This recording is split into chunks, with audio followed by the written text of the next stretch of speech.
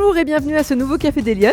Bonjour. Bonjour Aurélie. Bonjour Alexandra. Alors ce matin, je suis ravie de vous accueillir. Aurélie Mayence, vous êtes la fondatrice de Maisonnette. C'est ça. C'est nous expliquer ce que c'est que cette maison que vous avez initiée, fondée il y a quelques années. Vous allez nous parler de votre parcours. Je suis ravie de vous accueillir dans les fabuleux locaux de l'Intercontinental Hôtel Dieu à Lyon. On est très chanceuse ce matin de prendre ce Café des Lyonnes ensemble, Aurélie. Tout à fait. Merci de nous suivre. Et première question de l'émission, vous la connaissez. Est-ce que vous êtes une femme engagée, Aurélie, et ça veut dire quoi pour vous, l'engagement ? Alors, je pense, oui, être une femme engagée. Dans mon quotidien, en tout cas, dans ma vie aussi bien personnelle que professionnelle, j'essaie d'être engagée au quotidien, dans tout ce que j'entreprends. Et pour moi, l'engagement, c'est avant tout être en alignement avec soi, en alignement avec ses valeurs, avec ce que l'on incarne. Tout simplement parce que quand il y a quelque chose qui vibre en nous, c'est ce qui nous donne justement la force et le courage de pouvoir être engagé dans tout ce qu'on peut faire au quotidien. Et alors, il se concrétise comment cet engagement aujourd'hui ? Il se concrétise dans votre vie professionnelle, par la société que vous avez montée ? Tout à fait. Dans votre vie personnelle ? Je suis passée par la vie personnelle. En fait, il y a eu des soucis dans ma vie personnelle. Et c'est grâce à ces soucis-là, quelque part, ces difficultés que j'ai vécues dans ma vie personnelle, qu'il y a eu un déclic. J'ai eu un déclic et je me suis dit, mais en fait, il faut que je crée quelque chose. Et pour moi, c'était ma société, c'était mon bébé, entre guillemets.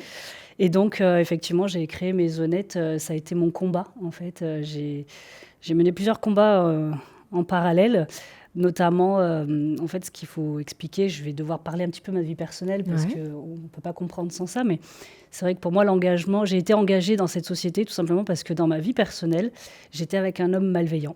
Voilà, le papa de ma fille était quelqu'un de très malveillant. Je subissais au quotidien des humiliations, des choses qui ne conviennent pas à une femme, ni à qui que ce soit d'autre. Voilà.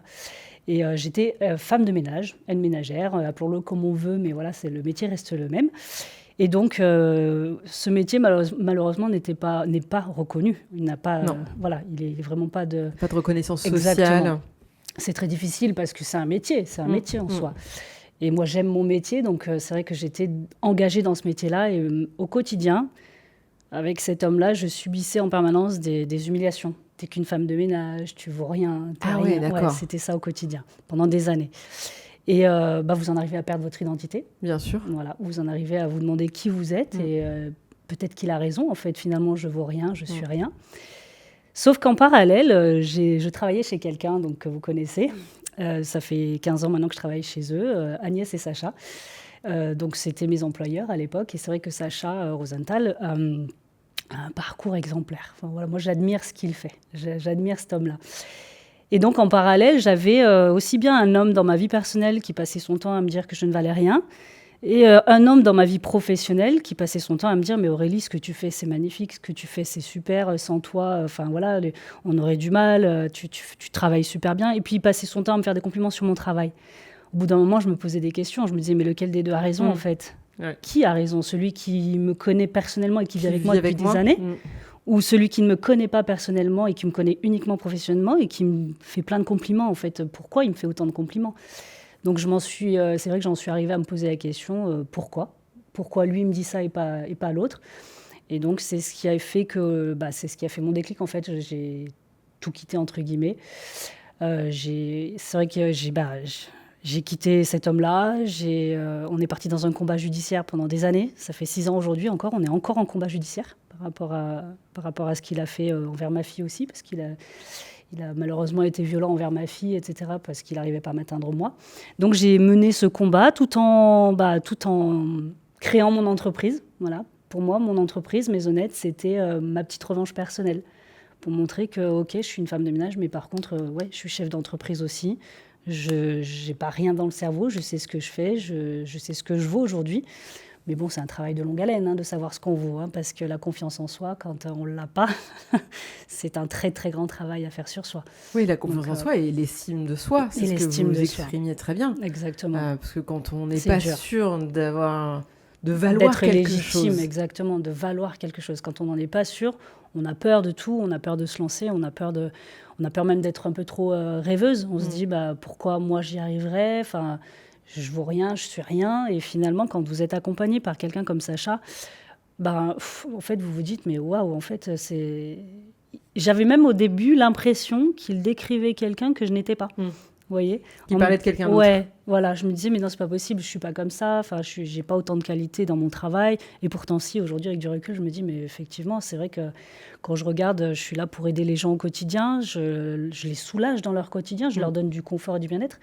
Et pour moi, c'était ça qui primait. Donc, je me suis battue pour ça, en fait. Vous êtes en vraie équipe, finalement, avec les gens avec lesquels Complètement. que vous accompagnez. Complètement. Et aujourd'hui, alors Maisonnette, cette entreprise, elle consiste en quoi? Vous avez... Alors, Maisonnette, c'est simple, c'est pas très compliqué. On est spécialisé dans le ménage et le repassage au domicile des particuliers. Donc, j'ai commencé toute seule, du coup, quand j'ai créé Maisonnette. Parce que j'avais déjà c'était mes employeurs à l'époque qui m'ont suivi quand j'ai créé Maisonnette et qui sont devenus mes clients, du coup. Et ça consiste uniquement à faire du ménage et du repassage au domicile des particuliers. Mais attention, c'est du ménage de haut standing, entre guillemets. D'accord. C'est-à-dire qu'on va être plus considérés comme des gouvernantes de maisons. Donc, on va devoir s'occuper des maisons. Généralement, on a beaucoup d'actifs. Donc, on n'a pas beaucoup de retraités. C'est très rare. Mais par contre, on a beaucoup de gens qui travaillent énormément. On est dans une zone rurale, donc ils travaillent sur Lyon. Ils partent très tôt le matin, ils rentrent très tard le soir. Ils ont une vie de famille. Donc, ce sont des gens qui sont débordés, mais qui aimeraient vivre dans le confort et dans la propreté, hein, c'est logique.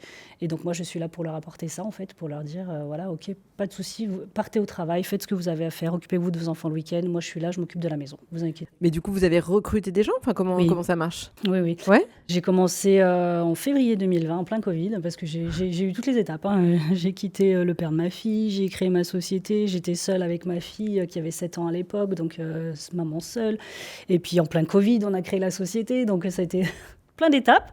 Mais pour le coup, c'est vrai que j'ai embauché ma première collaboratrice en novembre 2020, donc quelques mois après.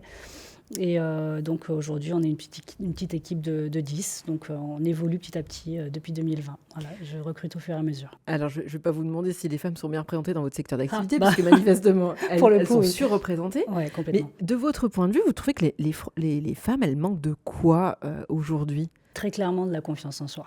Ouais, on manque beaucoup de confiance en soi. Je l'ai vécu moi-même, parce que parler aux gens, c'était très compliqué pour moi. Je devenais vite rouge écarlate. Ah non, j'étais quelqu'un vraiment très renfermé. très timide. Très timide, très renfermé. J'avais pas du tout confiance en moi. Forcément, dû à ce que j'ai vécu dans ma vie personnelle. Enfin, pour moi, c'était très compliqué de m'exprimer. Et la confiance en soi, pour moi, c'est ce qui revient... c'est très récurrent. Vous savez, dans les entretiens d'embauche... J'aime bien poser la question, quelles sont vos 3 qualités, vos 3 défauts? Ouais. Et cette question, je l'adore parce qu'il y a beaucoup de choses qui ressortent quand elles me répondent, les femmes. Et pour le coup, la première qui vient à chaque fois dans les défauts, c'est la confiance en soi, manque de confiance en soi. C'est ce qui revient, mais très régulièrement. Donc pour moi, les femmes manquent beaucoup de confiance en elles. Pour moi, c'est ça. Et c'est ce qui fait qu'elles sont moins visibles, selon vous, dans la société? Ouais, je pense, parce que... c'est un cercle vicieux, entre guillemets. On n'a pas confiance en soi, donc forcément, on ne va pas se lancer, on ne va pas passer le cap, on va rester sur nos peurs et nos blocages. Donc pour moi, la confiance en soi, c'est la racine qu'il faut travailler, en fait. Pour moi, c'est ça. Et quand vous étiez petite fille, vous rêviez de faire quoi plus grande? Vous vouliez diriger une entreprise? Pas du tout. Pas du tout? Pas du tout. C'est quoi votre rêve? J'avais pas forcément de rêve. J'étais une petite fille plutôt insouciante, plutôt naïve, en fait. Je me posais pas trop de questions sur l'avenir. Je vivais au jour le jour. Vous n'aviez pas de rêve d'être dans les étoiles? Non, passer un temps, je voulais être vétérinaire. Donc, j'ai fait des stages dans les cabinets vétérinaires. Mais le problème, c'est que j'étais allergique. À l'époque, ils utilisaient l'éther pour endormir les animaux. Oui. J'ai fait un malaise. Bon. Ah oui, donc ça, forcément, de bête, ça écarte. Voilà. Mais après, je suis une grande littéraire. Donc, j'aime beaucoup tout ce qui est la littérature. Et je me suis lancée dans un bac littéraire, du coup. Et à la sortie de ce bac, je me suis un petit peu lancée par dépit, on va le dire, dans la faculté de droit. Je suis partie en faculté de droit parce que c'est ce qui m'appelait, c'est ce qui m'appelait le plus, en tout cas, ce qui pouvait me correspondre. Parce que je suis quelqu'un de très droit, très carré. Et j'ai pas tenu. C'était très dur. C'est dur, c'est clair. Pourtant, je voulais être greffière. Je me suis dit, allez, pourquoi pas, ce serait pas mal. Donc, mais non, j'ai pas réussi. Donc, j'avais pas forcément de rêve particulier. Je me suis lancée après dans des petits boulots. D'ailleurs, mon premier travail, j'avais 16 ans. C'était le travail d'été, en fait. Ouais. Et j'ai été femme de ménage, justement, c'était une pension, enfin, c'était même pas une pension, c'était une colonie de vacances pour enfants Ok. handicapés, en fait. Ouais. Donc, voilà, c'était mon premier job. Je faisais le ménage la journée et le service restauration le soir.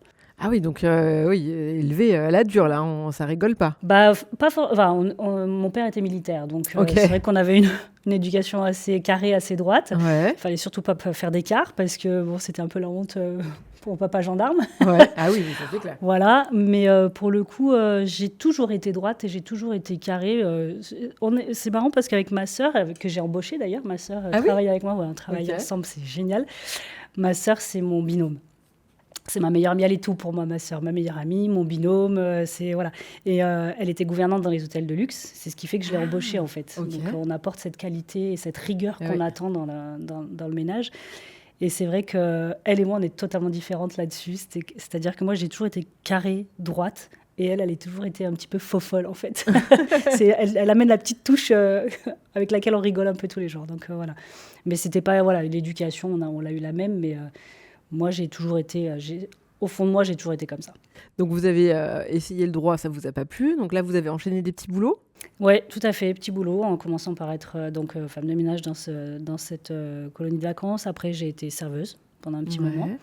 Ensuite, j'ai été hôtesse de caisse. Ok. Donc, c'était des boulots alimentaires, hein, tout Ouais, simplement. ouais. Donc, hôtesse de caisse. Et ça m'avait plu parce qu'en fait, en étant hôtesse de caisse, j'avais eu la possibilité d'évoluer. Donc, j'ai réussi à devenir adjointe de caisse à l'époque. Ouais. Et d'adjointe de caisse, je suis passée à chef de caisse et je dirigeais une petite équipe de 10 hôtesses de caisse. Ah Donc, oui, quand c'était même. déjà pas mal. Ouais, Ouais, c'était, ouais. c'était ma première expérience, en tout cas, dans le management. D'accord. C'était pas mal, j'avais bien aimé.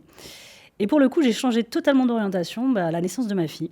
Ah ok. Parce que ça, je pense que c'est pareil, je le vois beaucoup ça dans les entretiens professionnels, dans les femmes qui viennent postuler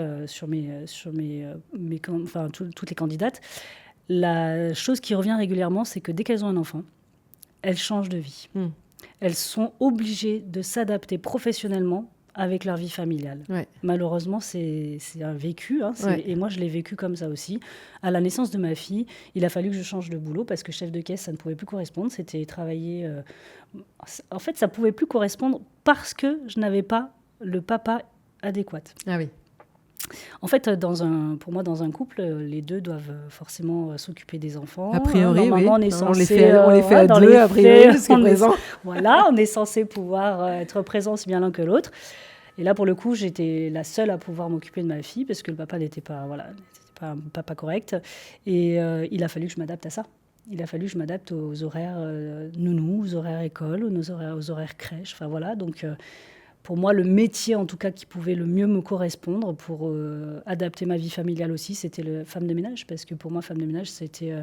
je pouvais... mettre des horaires, en tout cas, voilà. Oui, à l'intérieur de la journée, dans les créneaux Ouais, qui restaient exactement. disponibles. Voilà, exactement. Ça me permettait de pouvoir emmener ma fille à l'école, travailler la journée avec intensité, parce qu'il faut y aller quand même, et puis être à l'heure à l'école pour la récupérer. Donc voilà, c'est ce qui a fait que je me suis retrouvée dans ce métier, en fait. Et tout simplement parce que pour moi, il faisait sens, parce que j'ai toujours été quelqu'un de très, voilà, comme je vous disais tout à l'heure, droite, très carré. Et pour moi, le ménage, c'est... apporter du bien-être à quelqu'un. Je me sens utile, en fait, dans ce métier. Et je pense que tout le monde recherche à se sentir utile dans un métier. Sûr. Et c'est ce qui faisait sens pour moi. Donc là, vous commencez à être femme de ménage donc à la naissance de votre fille. Oui, il y a 14 ans, bientôt 15 ans. Bientôt 15 ans. Du coup, là, vous habitez à la campagne, hein, c'est ce que vous me disiez avant qu'on prépare l'émission. Tout à fait. Donc ça veut dire que là, vous trouvez des petits jobs par des annonces? Alors des trucs comme ça non, j'ai commencé par le biais d'une structure de renommée qu'on connaît, que je vais pas citer. Et en fait, j'ai travaillé chez eux pendant une petite année à peu près. Donc j'avais des missions, hein, ils me donnaient des missions, j'étais salariée, mais ça me convenait pas. Ça me convenait pas parce qu'ils n'avaient pas une façon de faire qui me correspondait. Il fallait faire vite. Si on n'a pas terminé, il faut partir. Ça va pas du tout dans mes valeurs, en fait, dans ma vision des choses. Donc au final, je les ai quittés, j'ai démissionné. Mais avant de partir, j'ai prévenu tous mes bénéficiaires, entre guillemets, de mon départ. Je leur ai dit, voilà, je vais devoir vous quitter parce que je me mets à mon compte, entre guillemets. Donc, je me suis mise indépendante, en fait. Et il y en a beaucoup d'entre eux qui m'ont suivie, notamment Sacha, du coup, qui m'a donné ma chance. Il m'a dit, OK, pas de souci, Tu pars à ton compte, on te suit, on te fait confiance. Donc voilà, j'ai été indépendante, j'avais mes employeurs au CESU, vous voyez, ce genre de choses. Et donc j'ai fait ça pendant une dizaine d'années, voilà, jusqu'à ouvrir Maisonnette. Mais ça, Aurélie, on s'en sort pas financièrement en faisant ça? Si, on s'en sort? Si, on s'en sort si on le veut. Il faut se donner les moyens. C'est des horaires de dingue, c'est très physique comme C'est très physique métier. par contre. Ça maintient la forme. Ah ouais, c'est clair. Ça maintient la forme. C'est très physique, mais en fait, c'est ce que je dis aux formations, pendant les formations que je donne à mes nouvelles collaboratrices, c'est il suffit juste d'être bien organisé. Une bonne organisation, c'est déjà un travail à moitié fait. Donc physiquement, on est moins épuisé. Et pour le coup, financièrement, on s'en sort parce que j'ai pu, moi, en étant indépendante, appliquer les tarifs que je souhaitais. Donc, mais attention, devant, il fallait fournir la qualité attendue. Et oui, c'est ça. C'est ça, c'est que vous n'allez pas faire du survolage, entre guillemets. C'est du travail en profondeur.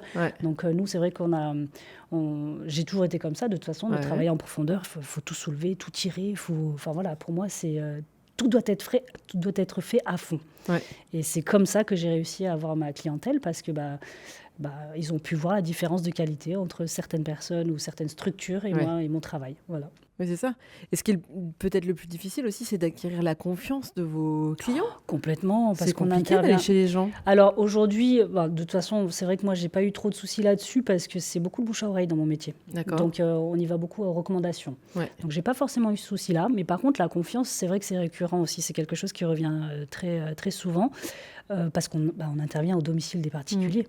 Pendant votre absence, en fait, pendant l'absence des gens. Dans l'intimité des gens. Exactement, on a accès à toute leur maison, à ce qu'ils vivent. Donc, on doit être vraiment très discrète. Il faut vraiment faire preuve de discrétion. Tout ce qui se passe dans une maison reste dans une maison. Donc, tout ce qu'on entend, tout ce qu'on voit, il faut que ça reste dans cette maison. Ça ne nous appartient pas. Et c'est vrai que la confiance là-dessus, les gens, ils ont du mal au départ quand c'est la première fois qu'ils font appel à quelqu'un. Quand ils passent ce cap-là, en fait, de dire tiens, je vais faire appel à une femme de ménage, quand c'est la première fois qu'ils font appel à quelqu'un, ils ont besoin de recommandations. Parce qu'ils ont peur, justement, de ne pas savoir sur qui ils vont tomber. Il y a eu des vols. Enfin, moi, j'ai entendu des anecdotes. Je vous explique.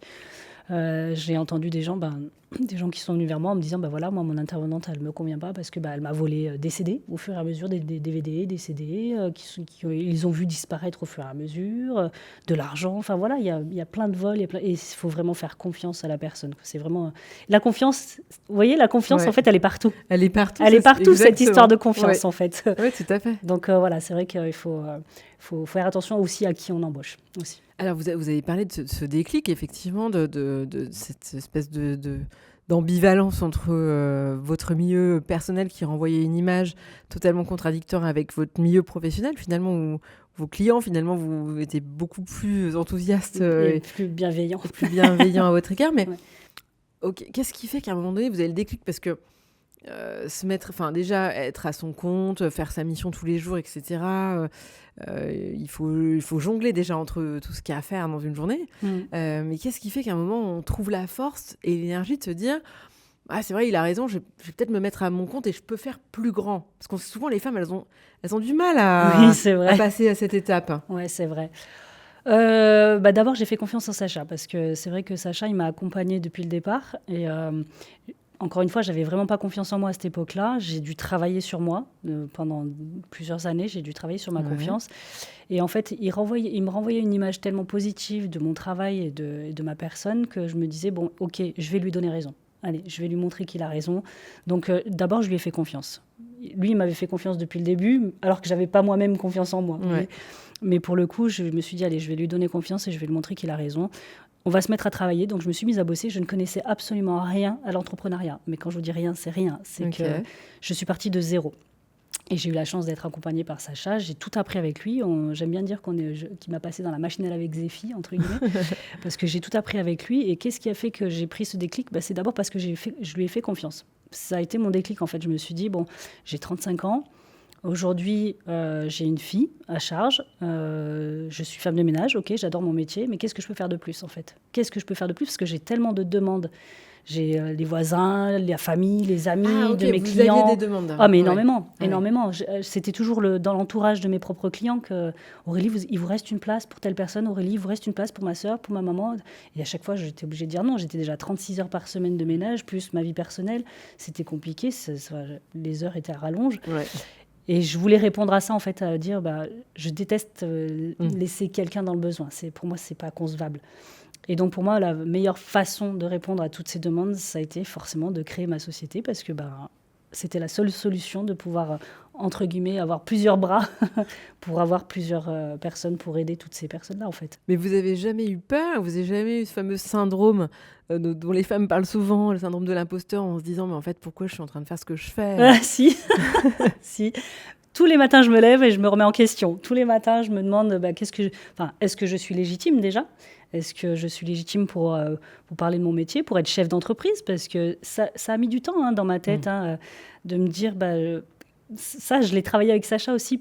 C'est marrant parce que j'ai une petite anecdote là-dessus, c'est qu'à l'époque, il m'avait fait faire une simulation de vente où je vendais un forfait, en fait.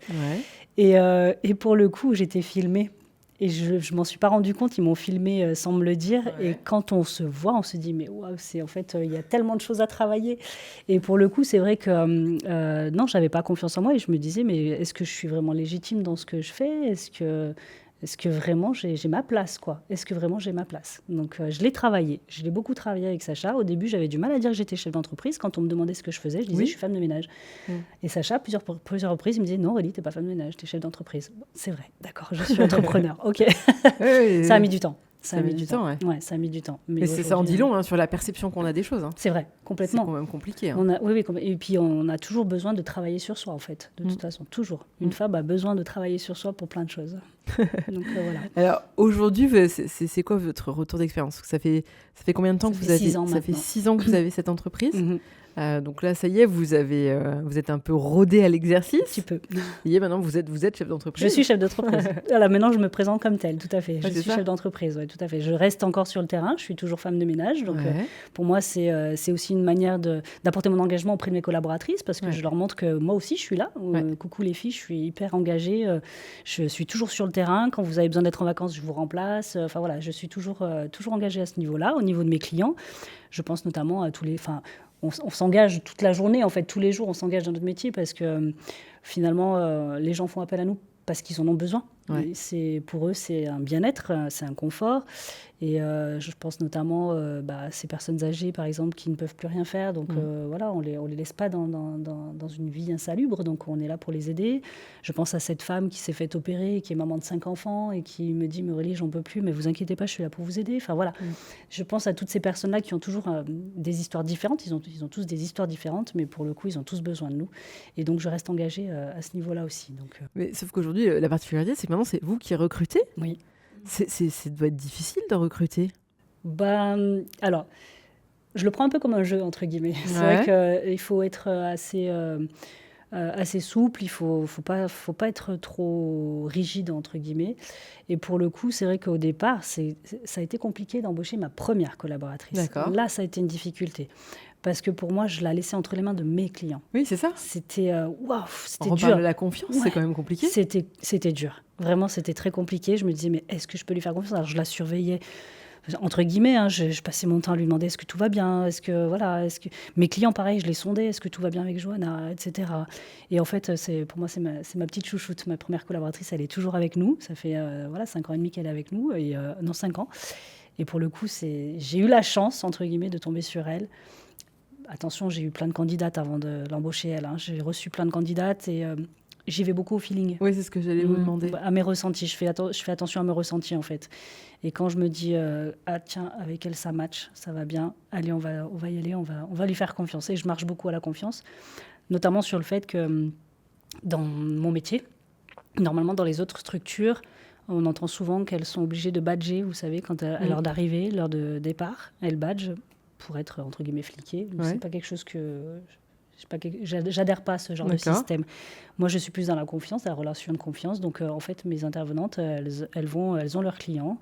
Je leur laisse les clés. Elles sont totalement autonomes. Et en fait, je regarde pas à quelle heure elles arrivent. Je regarde pas à quelle heure elles partent. Tout ce que je regarde, c'est que le job doit être fait et que le client doit être satisfait. Voilà. Après, c'est à elles de gérer leur temps, à elles de gérer leur travail. Donc, si elles arrivent en retard, elles partent plus tard. Si elles arrivent plus tôt, elles partent plus tôt. C'est à elles de gérer. Voilà. Aurélie, quels conseils vous auriez envie de partager avec les femmes qui nous écoutent, qui nous regardent? Est-ce que c'est des conseils d'ordre personnel, d'ordre professionnel? Qu'est-ce que vous avez envie de leur partager à ces femmes? Alors le conseil que je leur donnerais, c'est de travailler leur confiance en elles, de pas se mettre de blocage. On a toutes des peurs, hein. Tout le monde a des peurs, tout le monde a des blocages, mais en fait, on se les crée nous-mêmes, ces peurs-là. On se les crée et je pense que tout est possible si on donne les moyens. Si on se donne les moyens, tout est possible et tout est réalisable. Donc c'est le conseil que je donnerais en fait. C'est OK, si tu sens dans tes tripes que c'est quelque chose que tu veux faire, bah vas-y. Envers et contre tout, vas-y. Si c'est ce que tu sens, c'est ce que tu dois faire. Et peut-être un petit message pour celles qui ont vécu ou qui vivent ces situations où finalement votre environnement familial est toxique et en tout cas vous renvoie des images négatives, peut-être pas toujours aussi dramatiques que ce que vous avez vécu, mais des fois on sait, il y a des freins très forts, soit parce que vos proches ont peur pour vous, soit parce que ça renvoie peut-être d'autres frustrations. Qu'est-ce qu'on fait quand autour de soi finalement il n'y a pas de message positif? Alors, je pense que le plus important, c'est pourquoi pas travailler sur le développement personnel déjà. Mhm. Je pense il faut se lancer, il faut se dire qu'il faut être sûr de soi en fait. Ça revient toujours à la confiance, hein, ça revient toujours à la confiance. Je pense qu'il faut qu'elle soit sûre d'elle et qu'elle se dise que, ok, on est sur Terre, on a une mission à faire, on a une mission à vivre. C'est pas d'être dans une relation toxique, c'est pas d'être dans un environnement toxique. Si c'est le cas, il faut pas avoir peur, il faut partir en fait, parce qu'il y a quelque chose de meilleur derrière. Donc pour moi, c'est le conseil que je leur donnerais, c'est voilà, de pouvoir de se faire entourer, voilà, de se faire entourer par les bonnes personnes. Si telle et telle personne sont toxiques et qu'on en est consciente, il faut s'en éloigner. C'est une obligation. Sans s'éloigner de ces personnes-là, on n'y arrivera pas. On n'arrive pas à avancer. Non, on n'arrive pas à avancer. Vous savez, c'est quelqu'un qui vous traîne toujours voilà, vers le bas. On vous tire vers le bas, on vous tire vers le bas. Il ne faut pas attendre d'en perdre son identité. Il ne faut vraiment pas attendre ce niveau-là. Et je sais que c'est dur, hein. Je sais que c'est dur de passer ce cap-là. Mais il faut être. Moi, j'étais seule, c'est-à-dire j'avais même pas ma famille autour de moi à cette époque-là, parce que ma famille habitait loin. À la base, on est du sud, donc ma sœur n'était pas dans la région. J'étais vraiment toute seule. J'ai vécu ça toute seule. J'ai été accompagnée uniquement de Sacha et Agnès, en fait, et c'est grâce à eux que j'ai pu m'en sortir et que j'ai pu sortir de cet environnement toxique, en fait, parce que ils m'ont donné la force. Et c'est vrai que je pense que si une femme vit ce genre de situation, il faut qu'elle arrive à trouver, peu importe, une association, une amie, enfin peu importe où, il faut qu'elle arrive à trouver une personne qui sera là pour la soutenir et pour l'aider à sortir de cette relation toxique en tout cas. Et Aurélie, dernière question de l'émission, vous le connaissez, si vous aviez une baguette magique, quelles mesures vous prendriez pour que les femmes elles soient plus présentes, plus visibles dans l'espace public, qu'elles aillent au bout de leur projet, ce qu'elles ont envie de mener? Est-ce que vous avez une idée? Alors, c'est pas tant une mesure, je dirais que c'est plutôt une petite idée, mais ça reste dans l'utopique en tout cas, mais ce serait de créer une école. Pour moi, ce serait de créer une école pour apprendre, parce que vous savez, on dit toujours qu'il faut attaquer le problème à la racine. Ouais.